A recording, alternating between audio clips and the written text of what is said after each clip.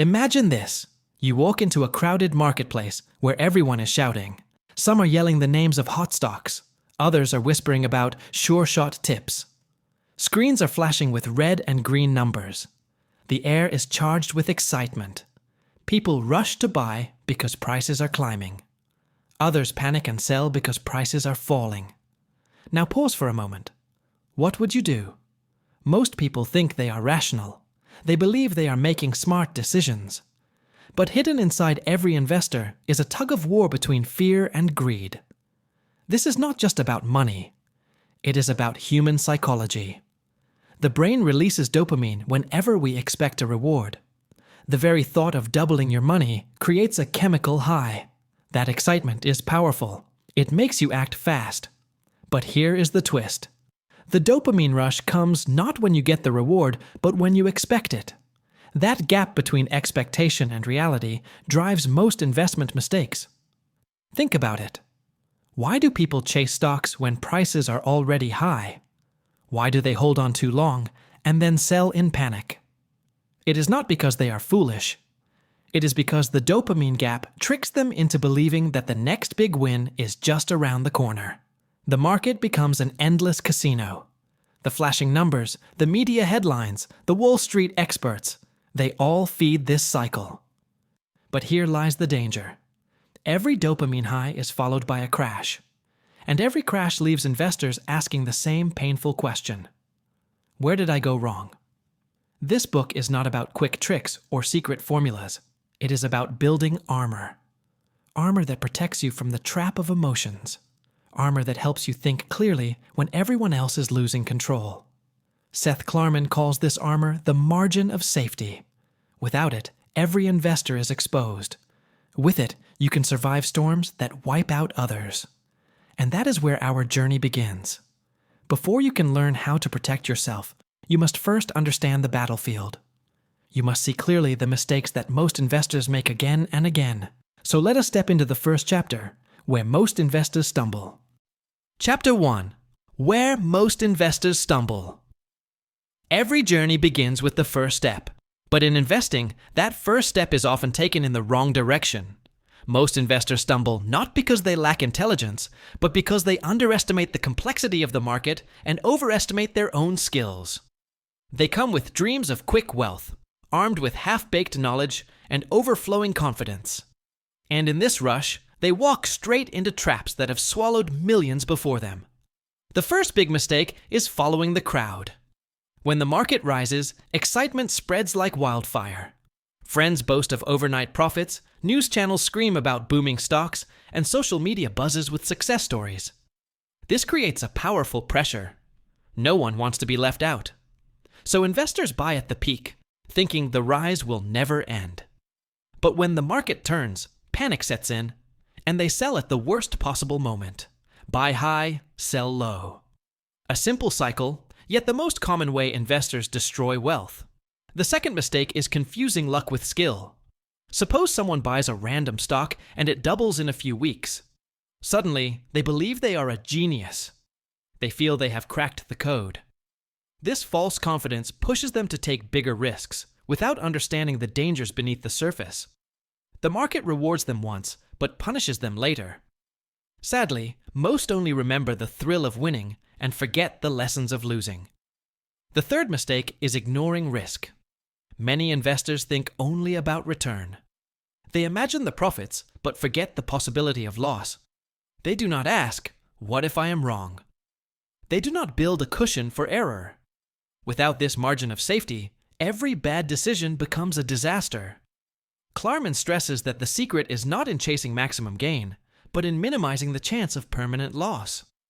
Another common stumble is impatience. Investing is a long game, but most people want instant results. If a stock does not rise in a few weeks, they dump it. If the market falls for a few months, they panic. True value takes time to show itself, but impatience blinds investors to the rewards of discipline. Finally, most investors underestimate human emotion. Fear and greed are stronger than spreadsheets and logic. Charts and analysis may guide decisions, but when the heart races, the brain often shuts down. People cling to losing investments because they hope to recover. They chase rising stocks because they fear missing out. These emotional traps, powered by the dopamine gap, are where most investors stumble again and again. The lesson is clear. To succeed, one must recognize these traps and build defenses against them. Investing is not about predicting the future with perfect accuracy. It is about avoiding the common mistakes that lead to ruin. It is about patience, discipline, and humility. But here comes a deeper question. Why do so many investors continue to stumble even when these mistakes are well known? Why do they gamble with their hard-earned savings, repeating errors of history? The answer lies in the mindset of speculation.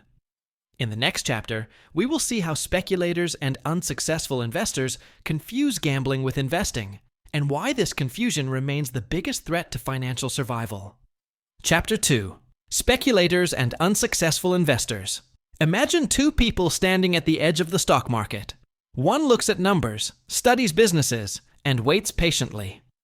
The other closes his eyes, throws a dart, and hopes luck will make him rich. The first is an investor. The second is a speculator. Most people, sadly, act like the second. Speculators buy not because they know what something is worth, but because they believe someone else will pay more for it later. Their question is not, what is the true value of this company? Instead, it is, how high will others push this price? This is a dangerous game because it depends on predicting the unpredictable. Human emotion, market mood, and mass psychology. Unsuccessful investors often look like speculators without even realizing it. They convince themselves that they are investing, when in fact they are only gambling. They may use fancy words, technical charts, or borrowed tips, but the core of their action is the same, hoping for quick gains without a clear understanding of value. Seth Klarman explains that speculation feeds on two emotions. The first is greed. The dream of doubling money overnight makes people blind to risk. They chase hot stocks, new technologies, or miracle companies that promise the sky.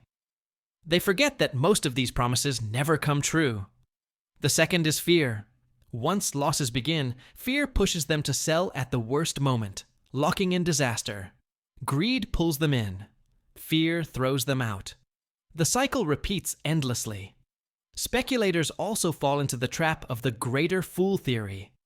They believe they can buy something overpriced because a greater fool will appear to buy it from them at an even higher price. But what happens when no greater fool arrives? The bubble bursts, and the speculator is left holding a worthless asset. History is full of such examples, from the tulip mania in the 17th century to junk bonds and tech bubbles in modern times. Unsuccessful investors also suffer from lack of discipline. They do not define their goals, nor do they set rules. They buy on impulse, often guided by news headlines, rumors, or the loud voices of so-called experts. They rarely ask, what is my margin of safety? Without this cushion, every error becomes fatal. Another reason for their failure is overconfidence. After a lucky win, they believe they have a golden touch. They start ignoring research, dismissing warnings, and taking bigger risks. The market sometimes rewards them briefly, which feeds the illusion. But eventually, reality arrives with a heavy price. Klarman makes a sharp distinction here. Investing is about analyzing value, buying at a discount, and waiting with patience. Speculating is about betting on short-term price movements, often with no regard to value. One builds wealth slowly but steadily. The other destroys wealth quickly but painfully. Yet, the question remains. Why do so many people fall into speculation despite knowing its dangers? The answer is unsettling. The entire financial system, Wall Street, brokers, fund managers, and media, thrives on speculation. It feeds the dopamine rush of constant trading. It encourages activity over patience, noise over silence, movement over stillness. And that is the story of our next chapter. To truly understand why investors fail, we must look at how the very nature of Wall Street works against them. Chapter 3. The nature of Wall Street works against investors. If the stock market is a game, then Wall Street is the casino owner. The house always wins. Investors walk in with hope, But the system is designed so that Wall Street makes money whether you succeed or fail. And the worst part is, most investors never realize it. Brokers, analysts, and investment banks are not in the business of protecting your wealth. They are in the business of generating fees. Every time you buy or sell, someone on Wall Street earns a commission. That is why they encourage activity. They tell you about hot opportunities, breaking news, and urgent calls to action. The more you trade, the richer they become. Your losses are their profits. Analysts too often serve Wall Street, not investors. Their research reports are filled with optimistic language. Why? Because investment banks want corporate clients. If an analyst criticizes a company, that company might refuse to do business with the bank. So the reports lean positive, even when danger is near. Investors who trust these reports without question are walking blindfolded into traps. Then there are the financial media channels. They thrive on noise, not wisdom. Quiet patience does not sell advertisements. Excitement does. So they exaggerate news, promote fear or greed, and keep investors glued to the screen. The cycle of dopamine rush continues. You hear, "Buy this now," or "Sell before it is too late." And in that rush of emotion, you act without proper thinking. Mutual funds and large institutions add another layer of pressure. They measure success not in years, but in quarters. Their managers want to show activity because inactivity looks lazy. They want to show performance, even if it means taking risks. The client, in the end, pays the price. Wall Street has built an entire culture around the idea that complexity equals intelligence. Thick reports, technical charts, and confusing jargon give the illusion of expertise. But beneath the surface, the goal is simple. Keep money moving. Keep investors dependent. Keep them believing that Wall Street knows better. Seth Klarman warns us to see through this illusion. The truth is, no one cares about your money more than you do. If you give away your decisions to brokers or media, you are handing over your future to people whose interests are not aligned with yours. Independent thinking, patience, and discipline are the only shields against this system. But here is the irony. Even when investors realize that Wall Street works against them, they still fall into the trap of institutions. They give money to professional managers, hoping for better results. And yet, in this so-called performance race, it is often the client who ends up losing. That is the theme of our next chapter. Chapter 4. The Institutional Performance Derby. The client is the loser. Imagine a horse race. Every horse runs at full speed. Every jockey is desperate to win, and the crowd is screaming with excitement. Now imagine that instead of horses, the racers are large investment institutions, mutual funds, pension funds, hedge funds. They are running not for long-term wealth, but for short-term performance. This is the performance derby. And in this race, the horses may run, the jockeys may shine, but the one who often loses is the person who placed the bet, the client. Institutions manage money for millions of individuals. On paper, this looks safe. Professional managers, research teams, and powerful resources are supposed to protect investors from mistakes. But in reality, most institutions are trapped in a cycle of competition. They are judged not by how much wealth they create over decades, but by how they perform compared to rivals every quarter or every year. This creates a dangerous pressure. Managers fear falling behind because underperformance leads to losing clients. So they take risks they would never take with their own money. They buy stocks simply because everyone else is buying. They avoid unpopular opportunities, even if they are undervalued, because no manager wants to explain to clients why they hold something the market currently dislikes. The result is herd behavior. Institutions start to look alike. Their portfolios mirror each other. Their strategies overlap, and when the market crashes, all of them fall together. The client, who believed professional management meant safety, ends up suffering heavy losses. Another problem is the obsession with benchmarks. If the market index rises 20% and your fund rises 15%, you are told it is a failure, even if you made a solid gain. If the index falls 30% and your fund falls 25%, the manager calls it success, even though you lost money. For clients, this system makes little sense. They care about protecting and growing wealth, not about beating arbitrary numbers. Yet institutions continue to play the benchmark game because it protects them from criticism. Klarman calls this the tragedy of the performance derby. Institutions win by collecting fees year after year, regardless of results. Managers win by keeping their jobs and reputation safe, even when clients lose. The client, ironically, is the only true loser in this race. So what is the lesson? Investors cannot blindly trust institutions to act in their best interest. True protection comes only from a philosophy that values safety, discipline, and independence over competition.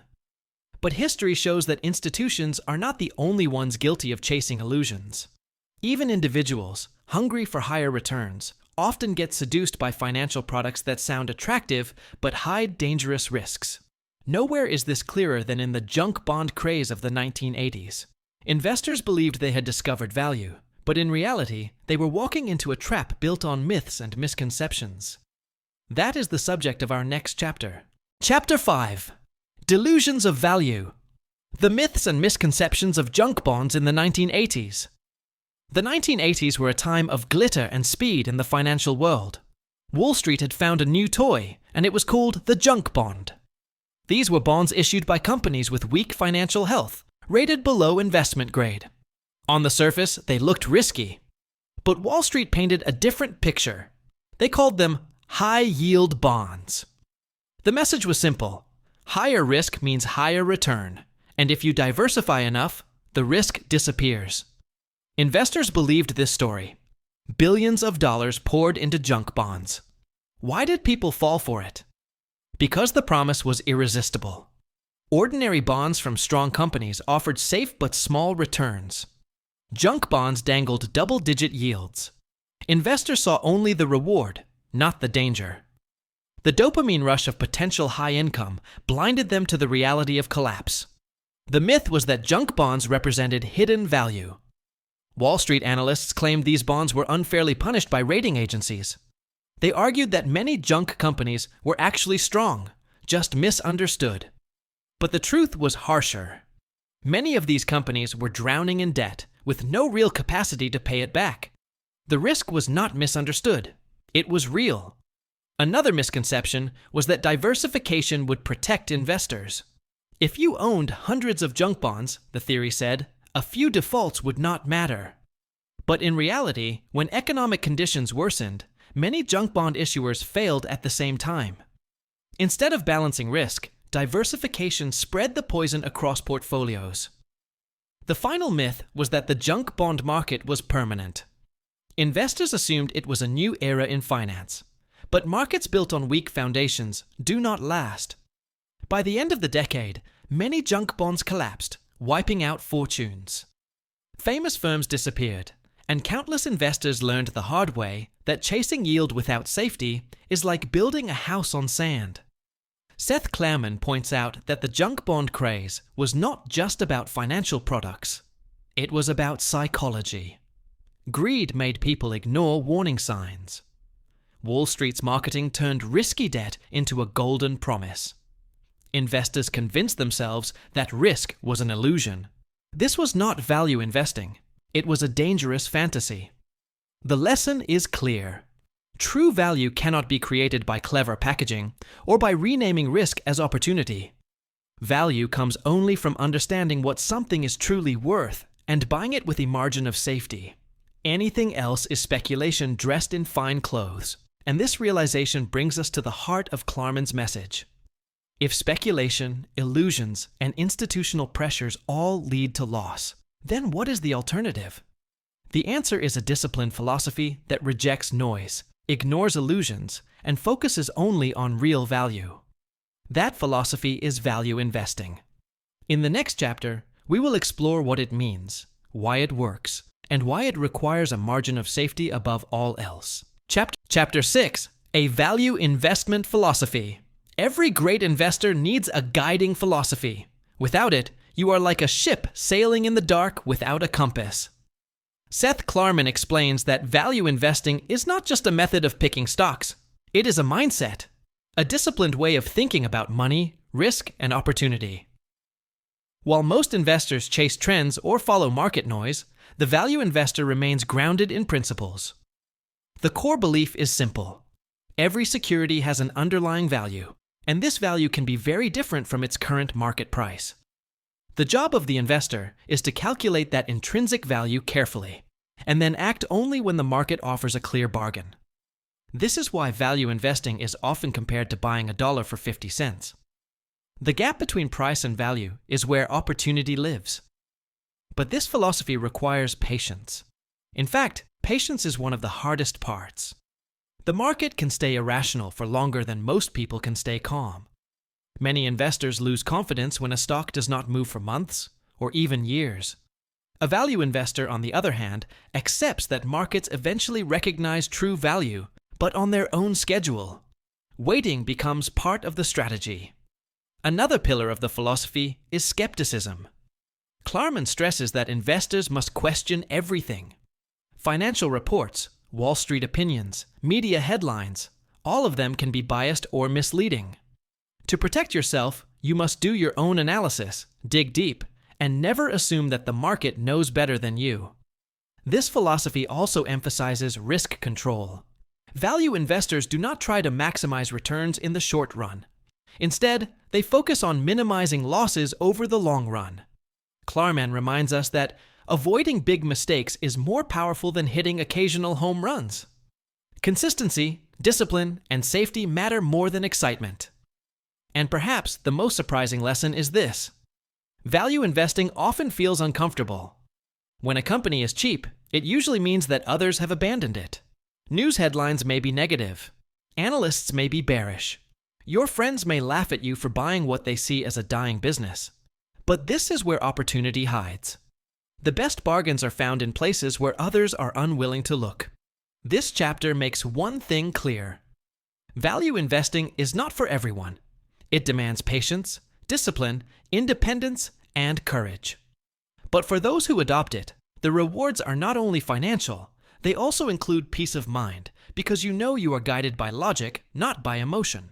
And now that we understand the foundation of this philosophy, Klarman takes us to the next crucial step. Before you can apply value investing in real life, you must define your own personal goals. Because without knowing what you are aiming for, even the best philosophy cannot guide you. Chapter 7. Defining your investment goals. Before you start investing, you must ask yourself a powerful question. What do I really want from my money? Seth Klarman explains that too many people enter the market without answering this. They jump in because they see others making profits. They buy stocks because the headlines are exciting. But without clear goals, they drift aimlessly, becoming victims of greed, fear, and randomness. Defining your investment goals gives you direction. For some, the goal might be long-term wealth creation. For others, it could be stability, security, or a steady income. And for a few, it might be about preserving capital at all costs. Each of these goals requires a different strategy. You cannot treat them the same. If you are saving for retirement 30 years away, you can afford patience.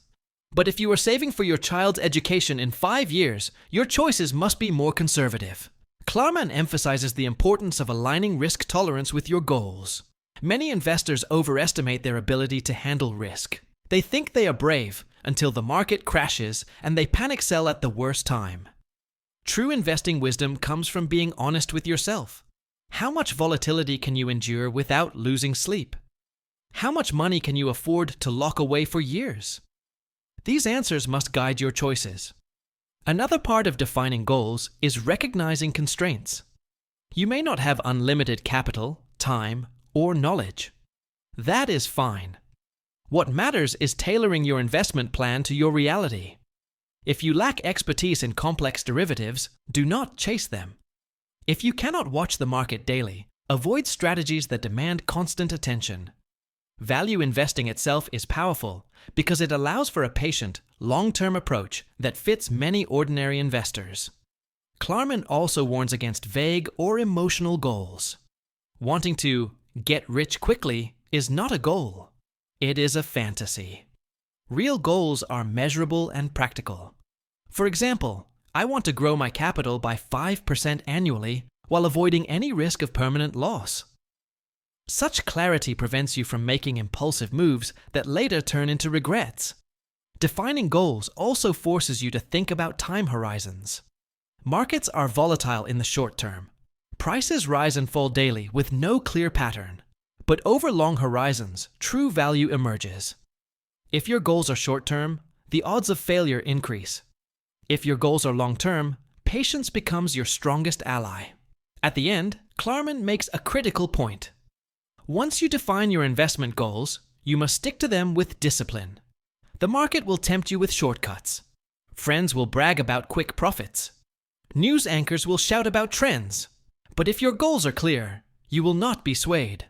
You will remain grounded, calm, and focused. This chapter is like drawing a map before starting a journey. Without the map, you will get lost. With the map, every decision becomes easier.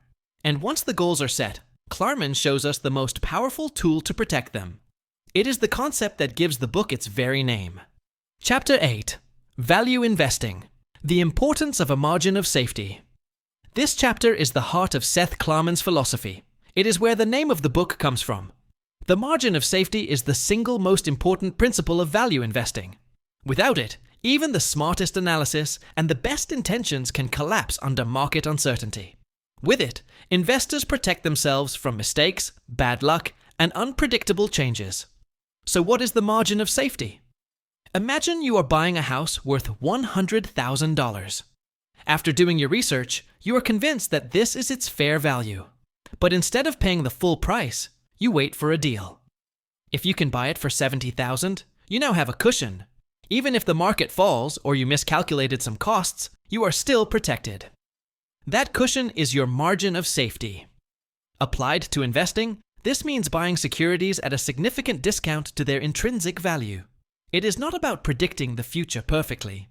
It is about allowing room for error. No matter how skilled you are, mistakes happen. Companies face surprises. Economies shift. Political events shake markets. A margin of safety ensures that you survive these shocks without losing your capital. Klarman explains why this principle is so critical. Most investors chase growth, momentum, or exciting stories. They buy stocks priced for perfection. But if perfection does not happen, losses are severe. Value investors, in contrast, focus on minimizing risk. They know that protecting capital is more important than chasing maximum returns. In the long run, survival is the real secret to success.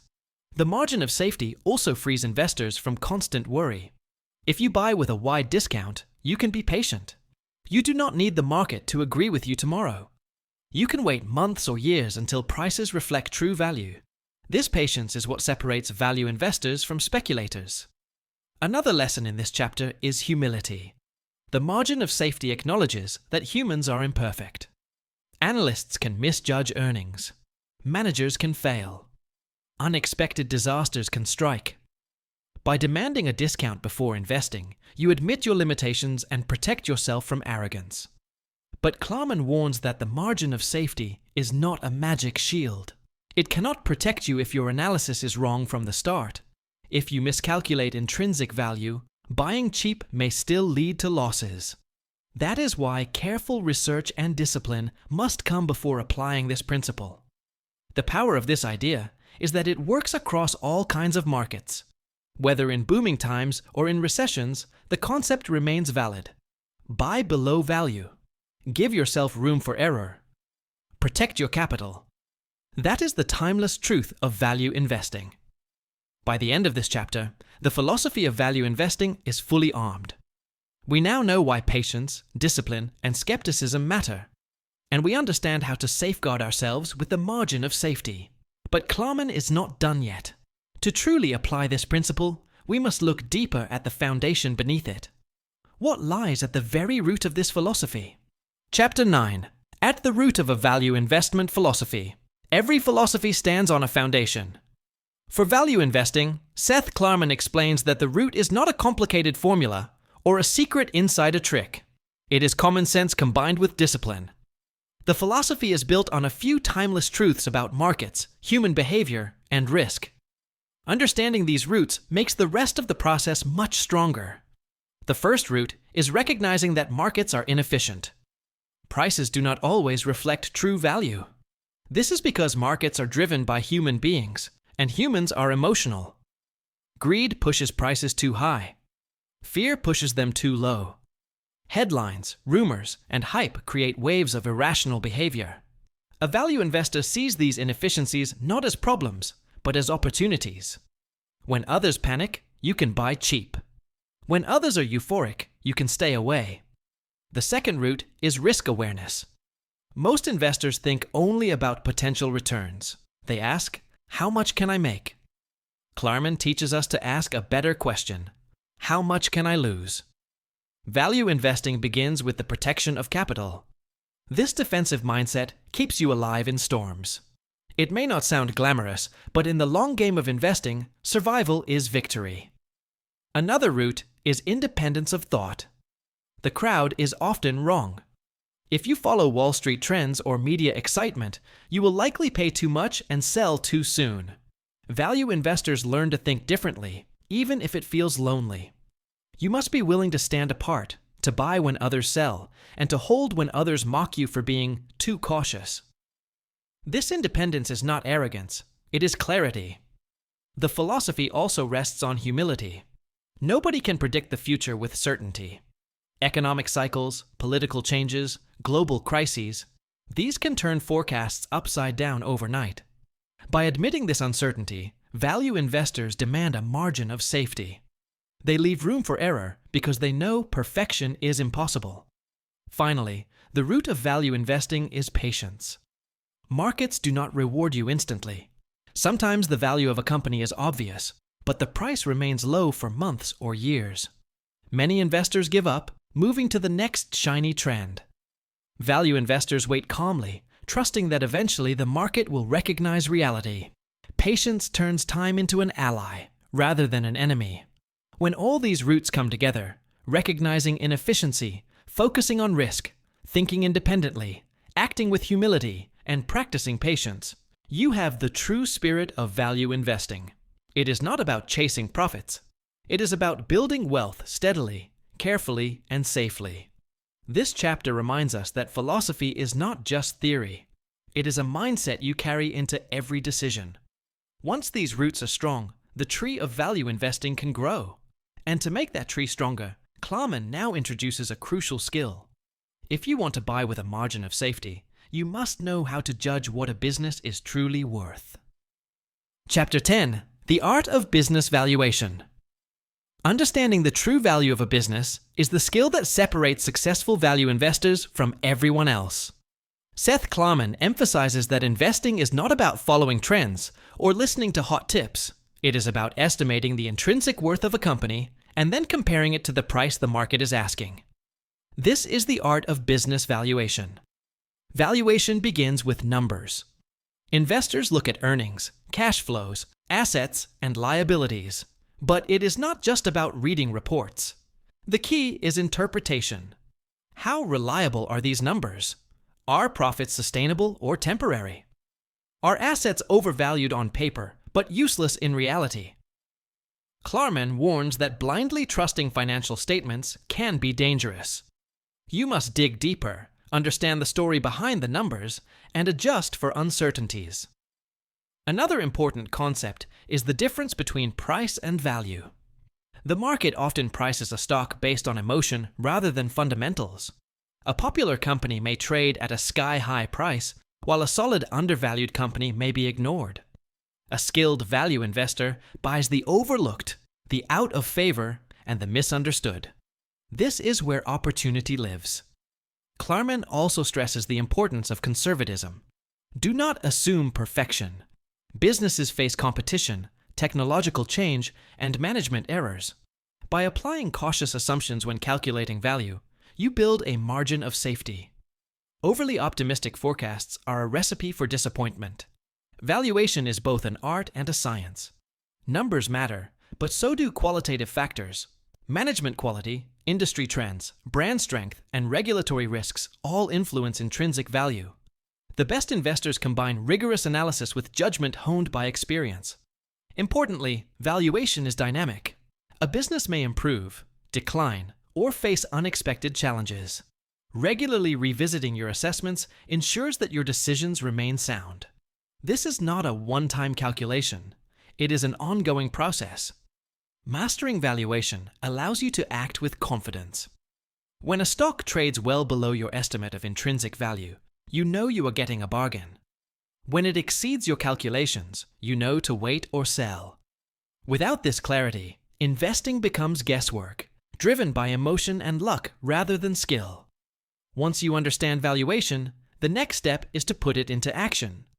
Numbers alone do not create wealth. You need a structured process to identify, analyze, and buy investments that meet your criteria. This leads us to the next chapter. Chapter 11. The Value Investment Process. Knowing a business's value is one thing. Turning that knowledge into successful investments is another.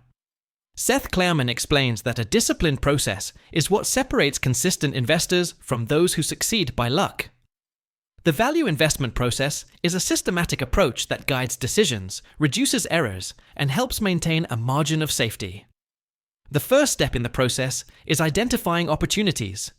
Not every undervalued stock is worth buying. You need to filter for businesses with solid fundamentals, clear financial records, and a potential for price to eventually reflect intrinsic value. Screening helps narrow the field, but judgment is essential to avoid overlooking hidden risks or misjudging potential. Next comes thorough research.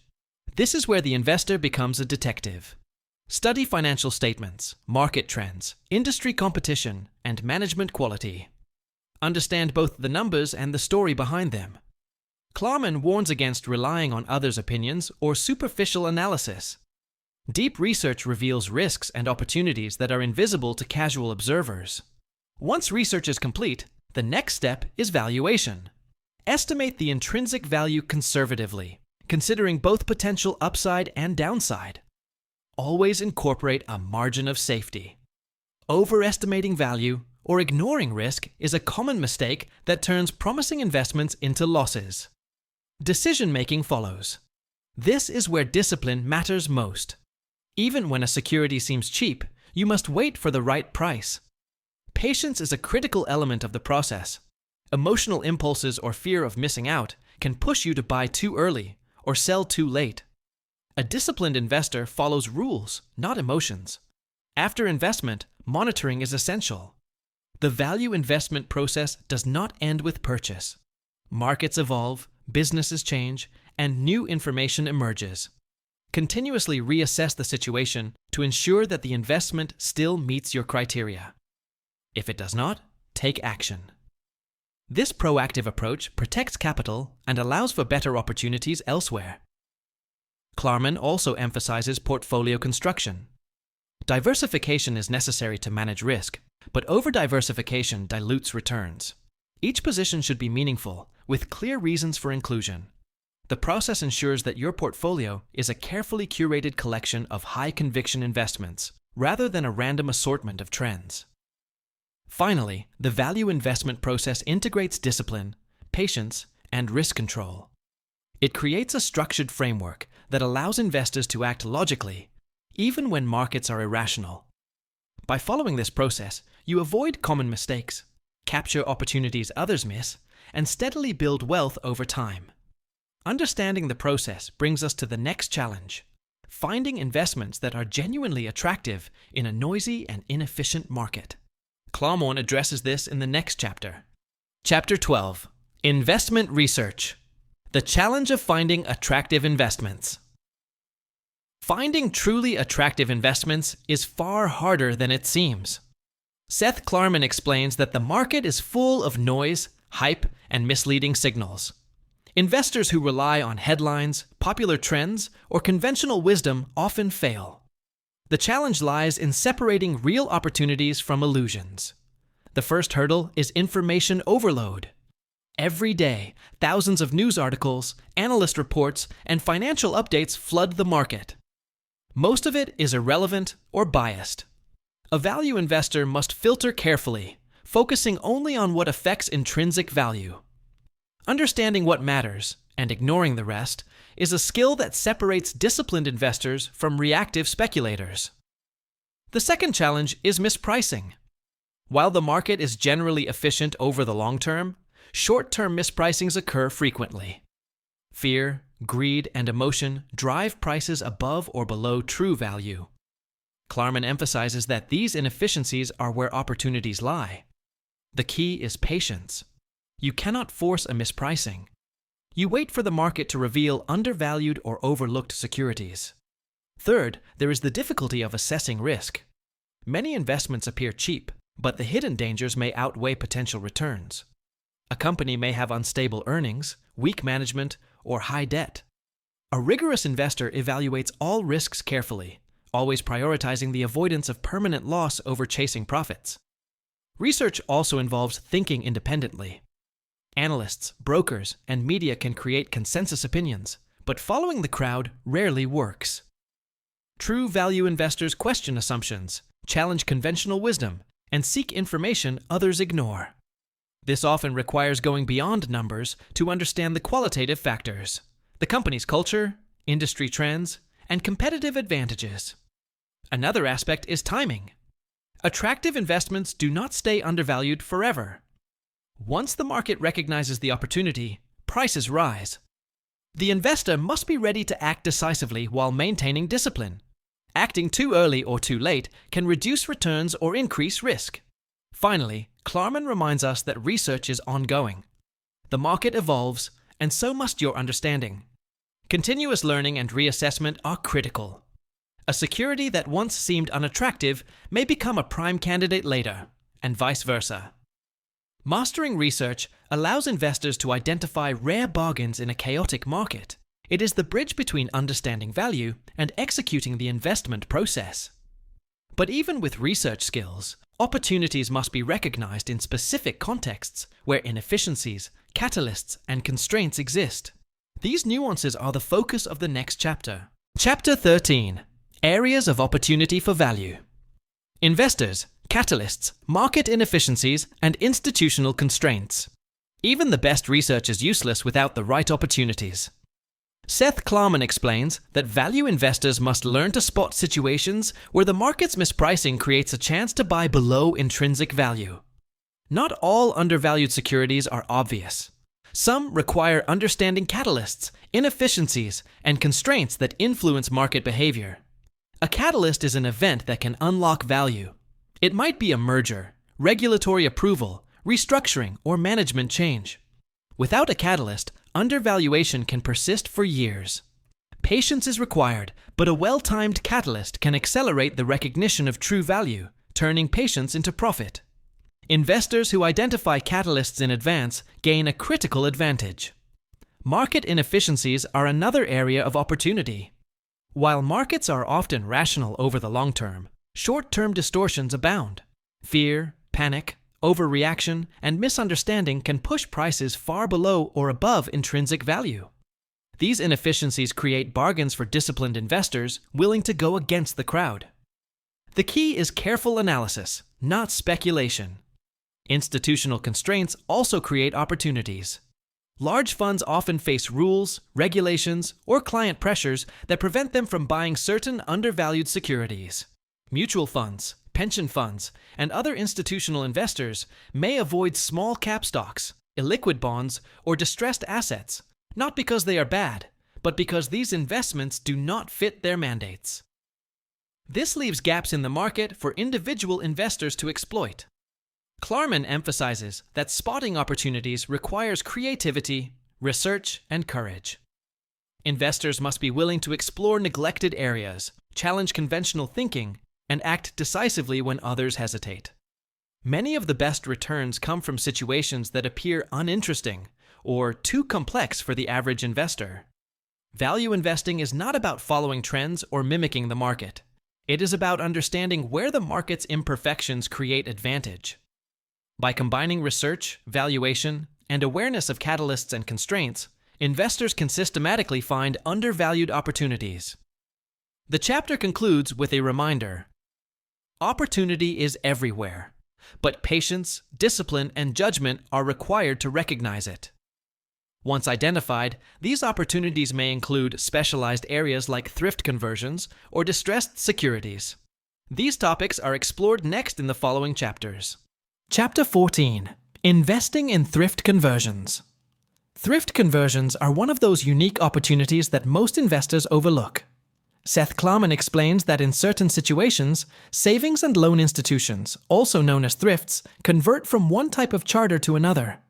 This process can create temporary mispricing in their stocks or assets, which value investors can exploit. The key is understanding the regulatory and structural changes involved. When a thrift converts, it often changes its operations, capital requirements, or ownership structure.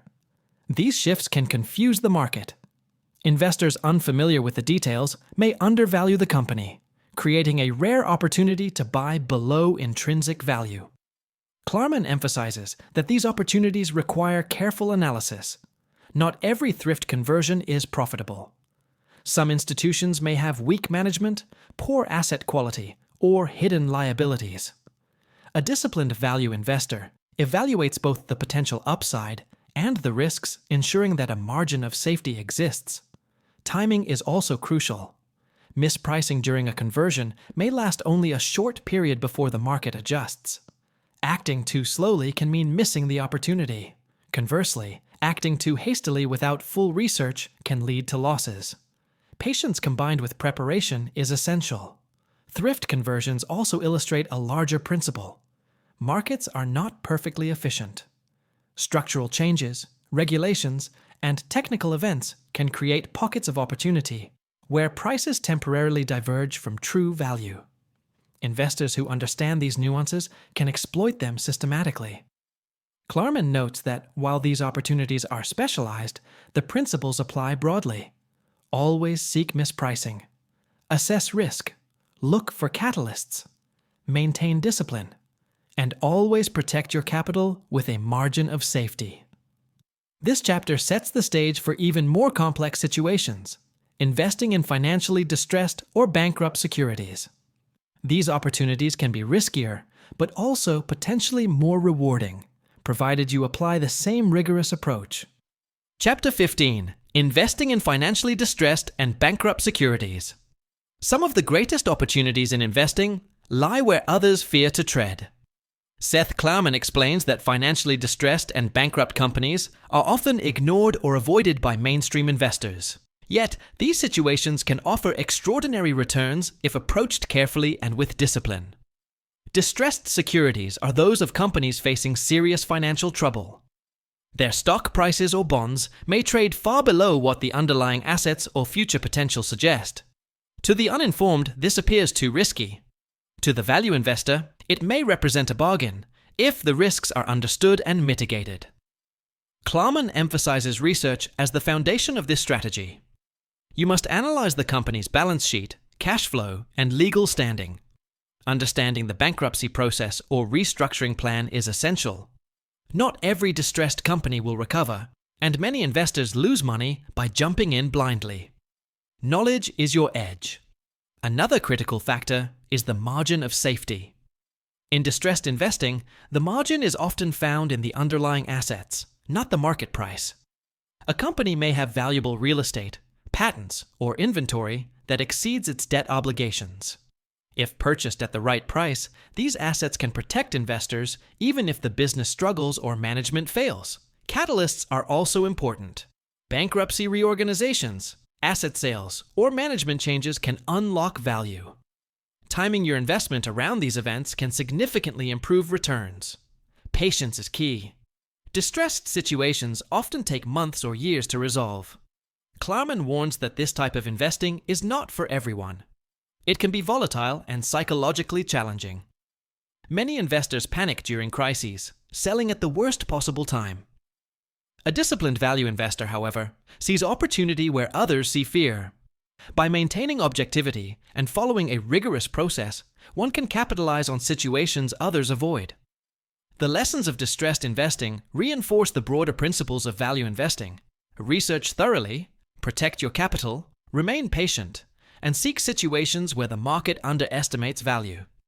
Mastering this approach prepares you for handling complex securities and portfolio management challenges, which are discussed next.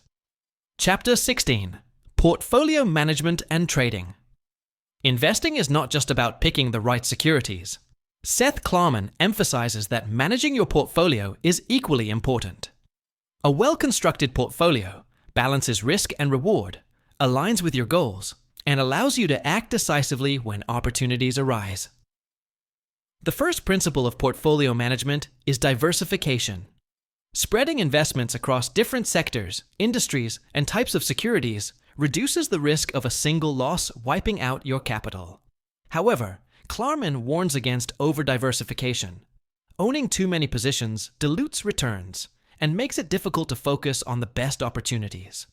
A portfolio should be concentrated enough to benefit from your highest conviction ideas, yet diversified enough to protect against unexpected events.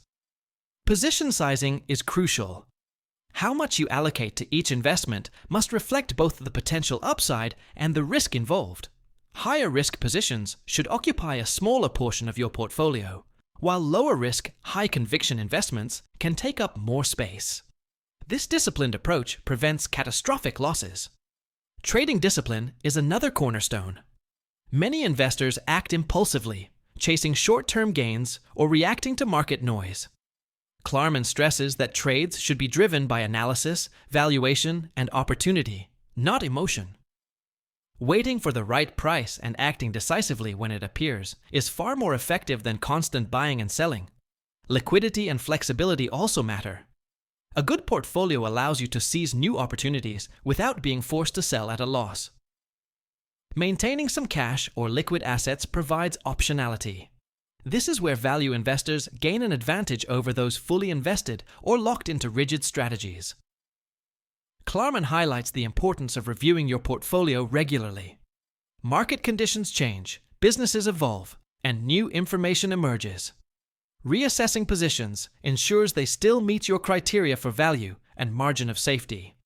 Selling is as important as buying. Exiting an investment that no longer offers protection or upside is key to long-term success. Ultimately, portfolio management and trading are about discipline, risk control, and alignment with your investment philosophy. By constructing a thoughtful, flexible, and risk-aware portfolio, you create the foundation for compounding wealth over time while minimizing the chances of permanent loss. With a well-managed portfolio, investors can explore specialized opportunities and alternatives, which is the focus of the next chapter. Chapter 17: Investment Alternatives for the Individual Investor. Not all investors have access to institutional tools, research teams, or large capital.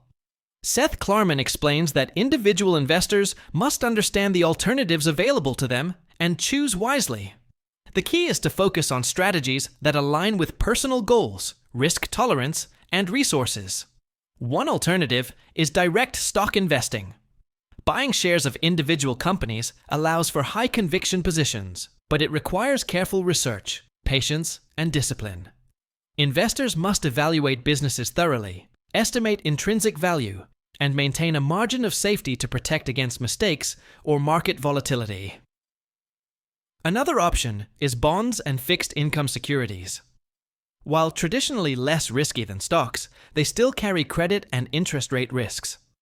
Value investors look for opportunities where bonds are undervalued relative to their risk, providing steady income while preserving capital. Mutual funds and exchange-traded funds, ETFs, are convenient for diversification. But Klarman cautions that fees and management constraints can reduce long-term returns.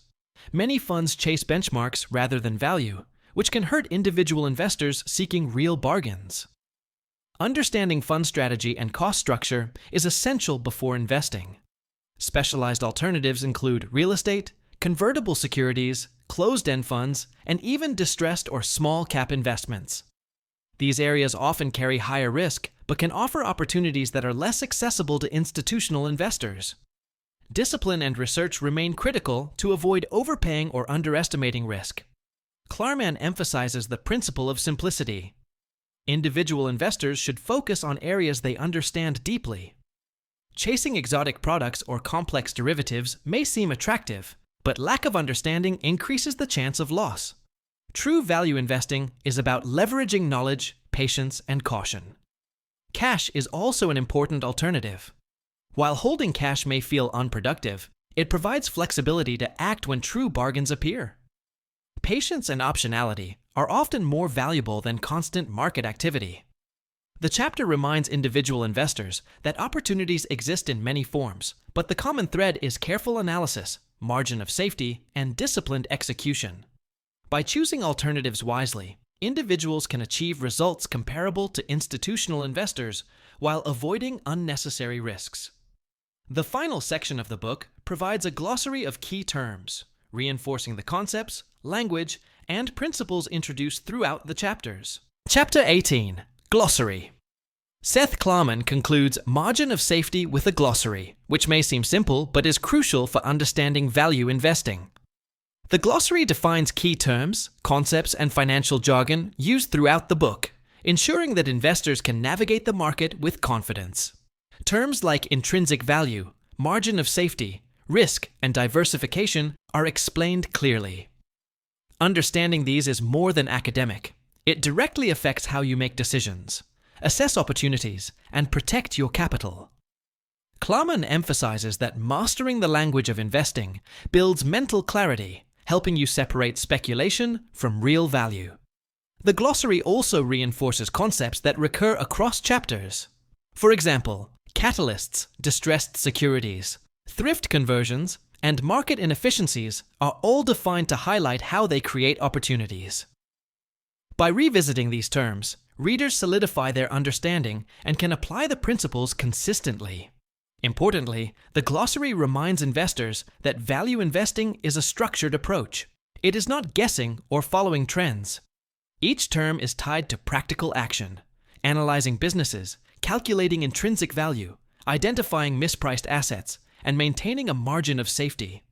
The language becomes a toolkit for disciplined investing. In essence, the glossary is a reference, a learning guide, and a reinforcement of the philosophy. It ensures that no matter your prior knowledge, you can understand the principles and apply them effectively. By mastering these definitions, investors gain both the confidence and clarity needed to navigate markets intelligently. With this, Klarman completes his guide to value investing. From understanding where most investors stumble, to avoiding myths, defining goals, valuing businesses, finding opportunities, and managing portfolios, the book provides a complete framework. Every chapter reinforces the same timeless lesson. Protect your capital, act with discipline, think independently, and invest with a margin of safety. Margin of safety is more than a manual. It is a philosophy. Applying its principles consistently can transform how investors approach markets, turning uncertainty into opportunity and speculation into informed decision-making. Remember, investing is a journey, and knowledge is your greatest advantage. Hit the subscribe button now and join a community of learners who are turning insight into action.